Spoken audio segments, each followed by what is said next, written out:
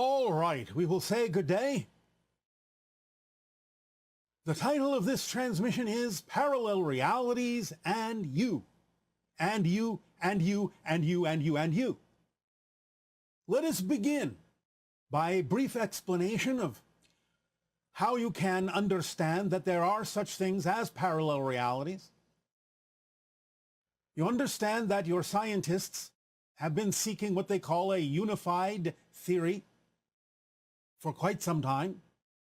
The basic idea being to reduce everything down so that you understand how every phenomenon is the product and extension of a single fundamental principle, uniting everything, connecting everything, explaining everything.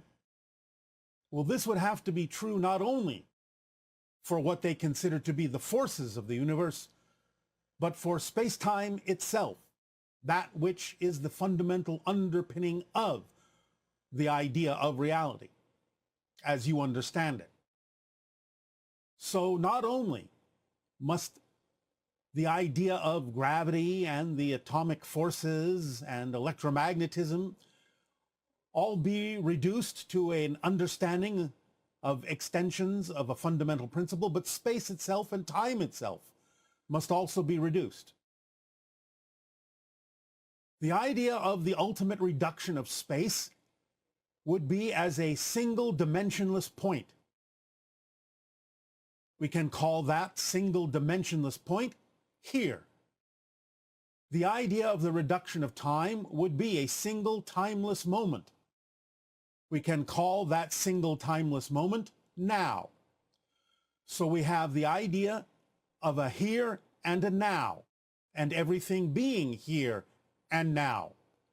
Everything being an expression, every single experience of a different place, a different location, the idea of volumetric space, the very idea of different moments in time, past, present, future, all being extensions and products of the idea of that dimensionless point and that timeless moment. And if there is truly only a dimensionless point and a single timeless moment, the here, the now of everything, and yet you are capable of experiencing what appears to be, what feels like different places at different times, movement, change over time, moving around to different places, locations within the idea of space, you can experience that, but they must all be the product of the same dimensionless point and timeless moment, experienced in different ways, from different angles, different points of view, so to speak, different perspectives. It's the same dimensionless point. It's the same timeless moment looked at in different ways, experienced in different ways. And thus the very notion of space-time, the very fact that you are experiencing what appear to be multiple places and multiple times, in itself is actually proof of parallel realities, because if everything is really one, everything is really here, and everything is really now, then the experience of multiple places and times are all happening at once. And thus every single moment, what you call seconds, minutes, nanoseconds, what have you, different locations, A, B, C, D, E, F, G, these all have to be happening at the same time in the same place, basically, fundamentally.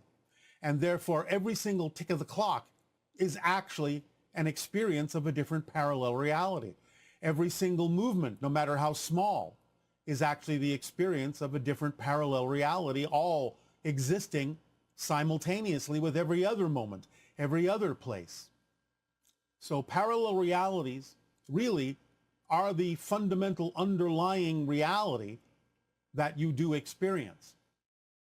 You may think of your life as happening in a single timeline, but that single timeline is actually thus composed of many different perspectives, many different movements and experiences of time, changing, movement through space, and therefore your entire timeline is actually constructed of an infinite number of parallel realities. Well, all right, finite within what you might call one lifetime, as you experience time to exist, but infinite in the varieties that exist to create all the different parallel timelines, all the different choices one may make, all the different choices one may experience in creating themes to explore as a physical being.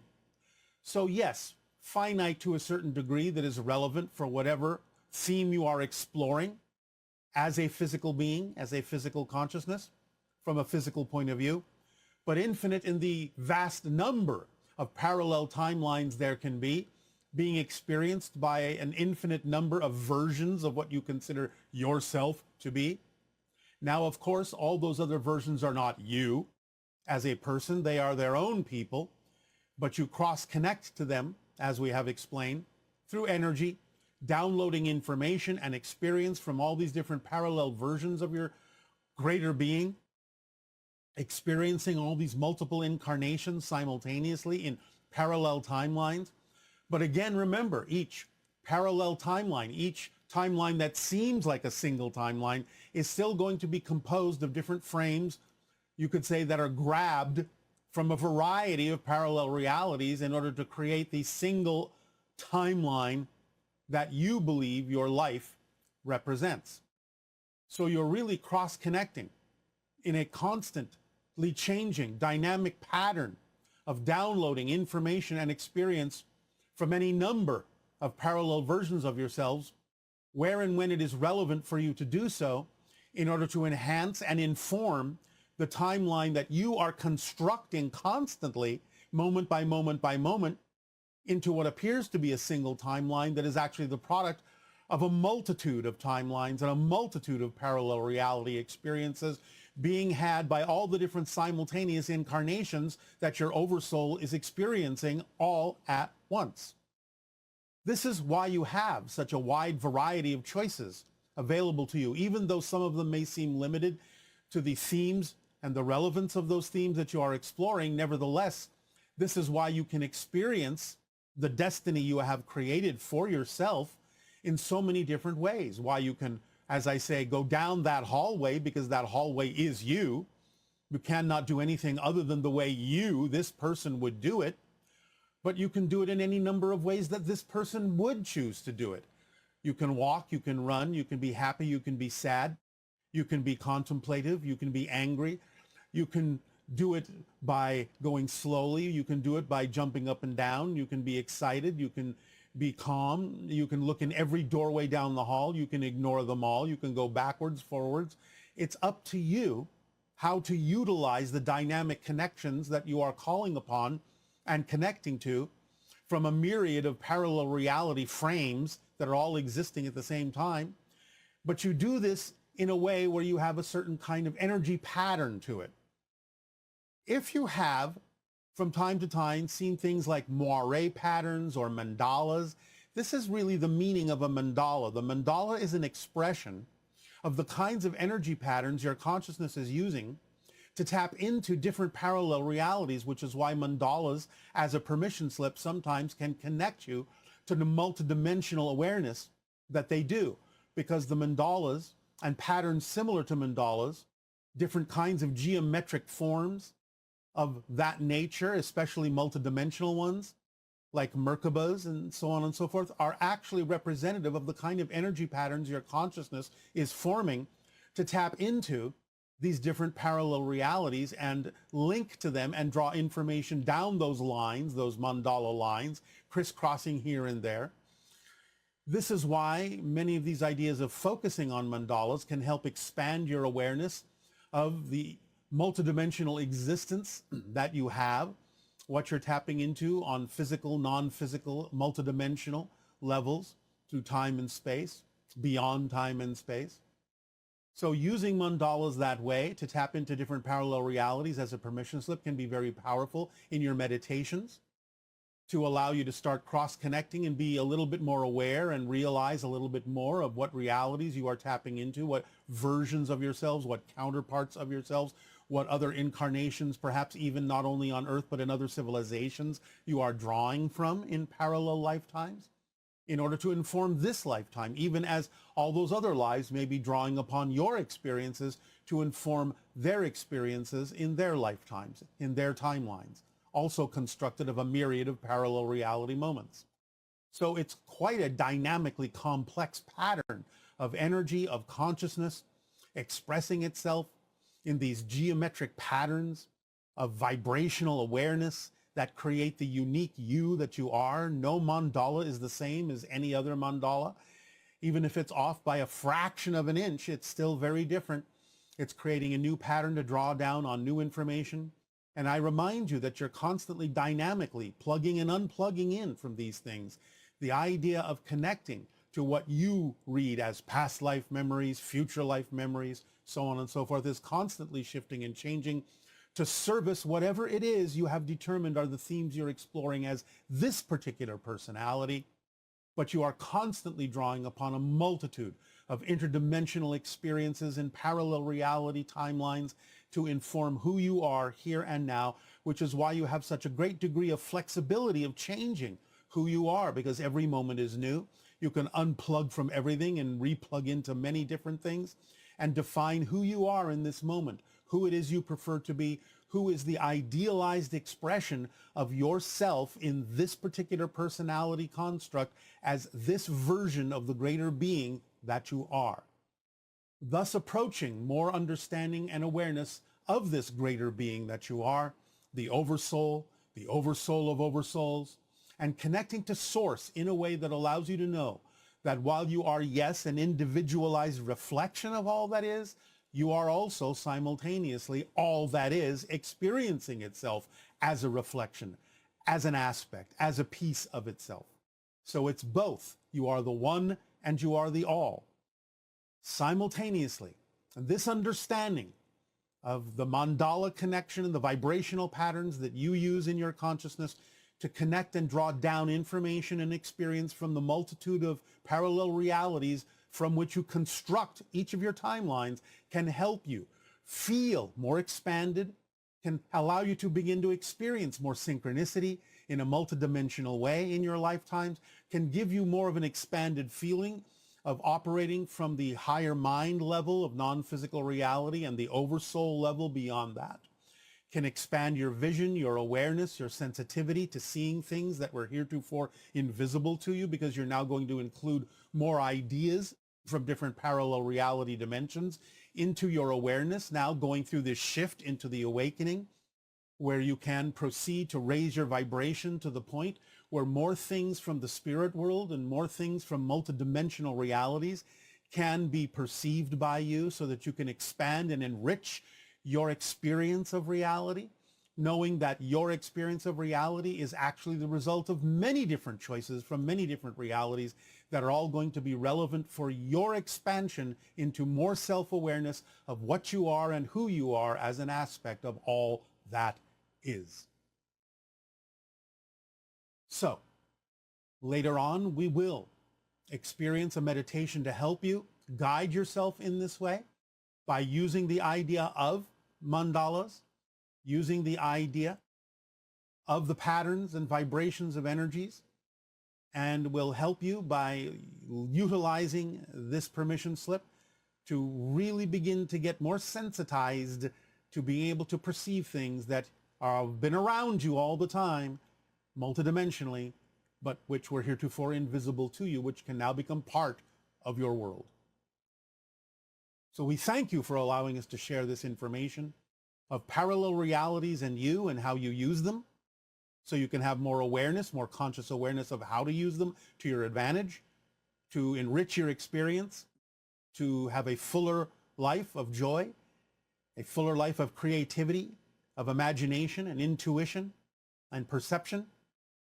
And in return for the gift you have given us in allowing us to share this idea with you, I ask now, in return, how may we continue to be of service to you? Please begin with your dialogues and your questions if you wish. Thank you. Hi, Bashar. This is Victor from New York, and I want to ask you why you said that humans are a herbivorous species, or we are herbivorous in nature, when for me this contradicts everything we know from science and history. A healthy vegan population has never existed on Earth. According to archaeological and anthropological evidence, dolphins and other cetaceans are carnivorous, and they're at least as enlightened as us, if not more so. Many plant species are carnivorous. There's also more heavy hydrogen, more deuterium in plant food than animal food, and it's far worse with GMOs. Every diet results in the death of other creatures, and veganism results in more wasteful death than a proper omnivorous diet. Our bodies are a walking rainforest filled with microbes, parasites, etc. that are carnivorous, omnivorous, etc. Geological forces, the weather, etc. cause death and destruction as part of the natural life cycle of Earth. On average, vegans only remain so for about 7 years due to health issues. So why are you telling us that we are herbivorous in nature? I want to be able to defend what you're saying, but it contradicts everything we currently know in our sciences. I hope you can give me more context to understand, as I am a nutritionist and I want to understand. Thank you very much. First of all, that's a misunderstanding. I have never said that humanity has to be exclusively herbivorous, ever. You are omnivores. This is the natural cycle of Earth, and different people have different expressions. I've always said, let your body consciousness tell you what it is you need, be it the idea of meat protein or plant protein, and to balance these things out as necessary for each of you. It is a misunderstanding that you think we have ever said you should only eat plants. We have said that sometimes when you raise your frequency, you may lose the urge to eat the heavier substances, but you have to allow that to happen in a natural way for you. But there are those that have certain chemical constituencies in their bodies that require meat protein. Welcome to the cycles of Earth. Yes, the idea of death and destruction are part of the natural cycles of Earth at this time. We have never encouraged you otherwise, other than to say balance yourselves according to what feels natural to you. So please understand us clearly. We are not saying that you are forced to go in one direction or the other, that it should be a natural balance of all things according to what the body consciousness is telling you you naturally need to feel like you are going to maintain your health. That's all we have ever said. Don't misunderstand us. All we have said is make sure it's the most natural, organic, and appreciated and respected sources so that you are not putting toxins into your body as best as you possibly can avoid them. That's all we have ever said. Hi. And are you a good day? Hi, it's an honor to meet you. I've been looking forward to this for a very long time. All right, it is our passion and our pleasure to interact with you as well. What would you like to discuss with us this day? A few things.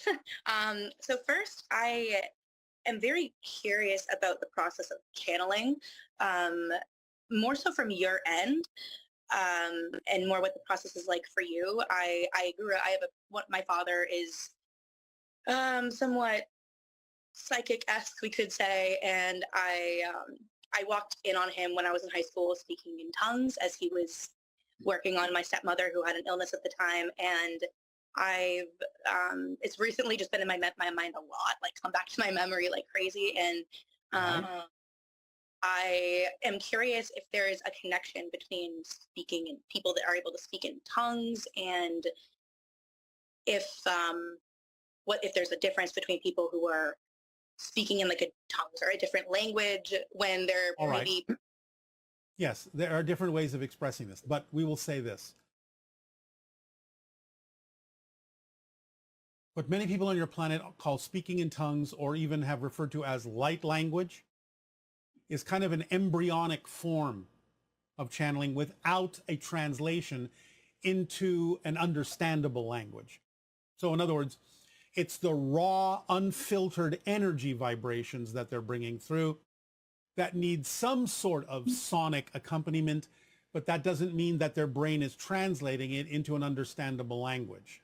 It means that it's necessary at that point that it just be left as the tonal vibrational qualities that can act energetically to help make changes for other people to match those frequencies and change themselves.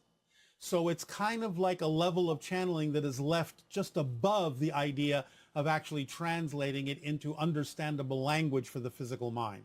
It lets the physical mind get out of the way and just allows the tonal vibrations to do their work. Does that help? Yeah, significantly. Thank you. Is there a reason that it comes in differently, like for specific people? Why one might Yes, of interpret course. in there? Yes, of course. Well, again, it depends upon what agreements that person has made in terms of how they wish to bring energy through that might work for them better than any other way. It has to do a lot with belief systems that people have picked up on in being a physical being on Earth, in terms of what they believe is possible for them or what they believe is necessary. It's what's relevant for them to do, perhaps, at that moment. It could change over time as well. But right now, it might be about what it is that just works for them in terms of bringing things through that can be of assistance for other people. Understood. Okay, thank you.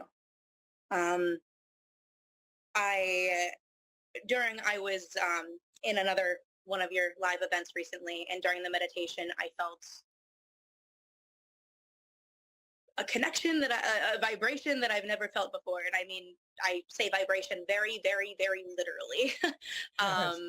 Didn't feel like a heartbeat. It didn't feel like anything. And actually, shortly before this live, I was I really enjoyed the way that you did that, and I felt I had a lot of movement during it. So I was trying to kind of put myself in that again, walk myself through it the way that you did, and I went into a state where my hands almost locked up into a position I never seen before, and I went to speak, but a lot of like words almost weren't coming out as easily as they normally would. Yes. Well, again, you're getting used to a level of acceptance and reception, and it's something you can practice doing if you wish, but at first it might be a little halting, and that's all right. You're just not used to the energy frequency. Yeah, it's very interesting. It's wonderful. Um, so I have my next question. I've seen some of your content talking about, the life is meaningless, and In a positive sense. yes, in a positive sense. But I've also heard you talk about agreements that are made before, Yes. for these lives, and how I'm curious about purpose and things like that. If we come in, if we maybe, if I'm assuming it's not everybody, but I'm assuming some people agree to either go through certain lessons or processes to bring them to a specific, Yes. version of themselves. And Yes, I'm curious if that version of themselves is it supposed to manifest that way, just no matter what decision they make in life? in some cases, yes. Well, let's put it on the most basic level. You will always be you in this life. You may do many things, but you will always do them as you. You can't help that. You have constructed the idea of your basic personality, and that is your destiny. That is your hallway. Can't get out of that until you die. But you can do it in any number of ways that are still relevant for you doing them as you. And you will do them uniquely like no one else, because you are you and you are unique. So that's a fundamental agreement. You will experience everything and many things, no matter how many times you change, you will only experience them as you changing into what versions of you are relevant for this particular experience that you chose to have. That make sense? Yes, absolutely. Thank you. Let me see. I had kind of a more specific question in terms of, I guess, manifesting or switching to another parallel reality. And I understand that it's one of the things that you've said that really has changed my life in the past, I guess, 2 months has been at every given moment, whenever it is any choice that's available, choosing the one that makes you the most excited, the most passionate, the one that's the most attractive, that makes you feel the best. And even doing that with my thoughts has been immensely helpful in just mental health and, All right, general all will to right. live, general will to live. Yes, yes, yes. So I'm curious about relocating, like in general. Where? Where? Um, for me specifically, I guess I don't care as long as it's not where I currently am. If that, Oh, all right. Where are you currently? I'm in Vermont, and And I where would you rather be? um Does anything pop into your mind first? Even if it's a there's general description of an environment? there's two. I mean, I grew up partially in New York and then partially in New Hampshire, and I've always, since I was like 4 years old, been obsessed with upstate New York, and I've made more friends there. I've made friends there far easier All than right. anywhere else. And So what is it that prevents you from being there? it's financial. And I feel like, Financial? yeah. That is what prevents you from being where you prefer to be? Is Mm, there any way that you could be there without necessarily considering it from a financial perspective?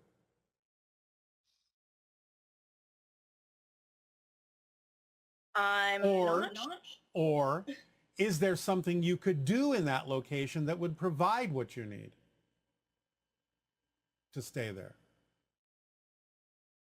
Um, at this moment, that's something I'm working on. Which means what? Well, What kind of service do you provide in life to people? What can you do for them that they would want? um, I guess it's kind of a hard question for me to answer, but Why? I Is there because nothing you can do that people would enjoy? I have some things. I guess I just doubt its ability to mean literally Ah, everything. like what?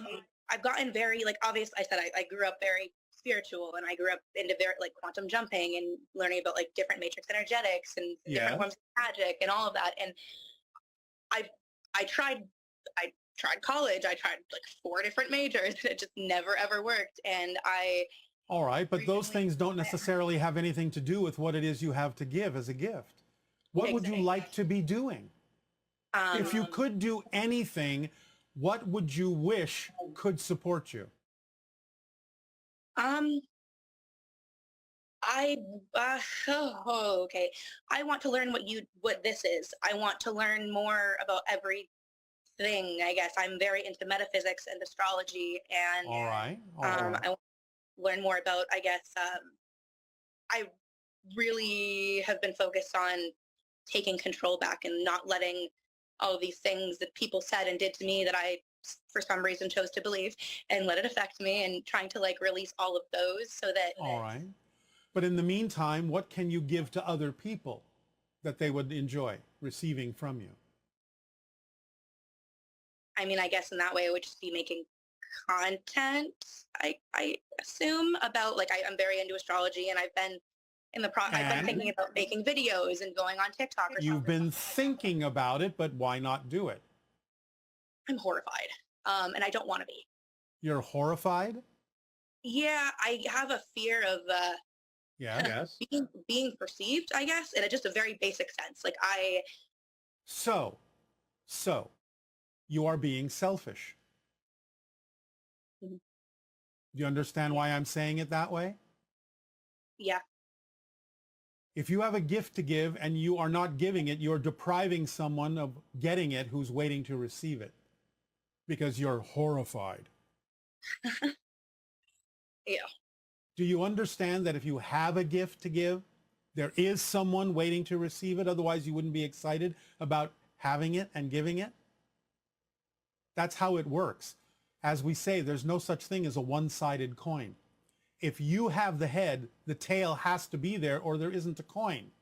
So if you're excited about doing something, there must be.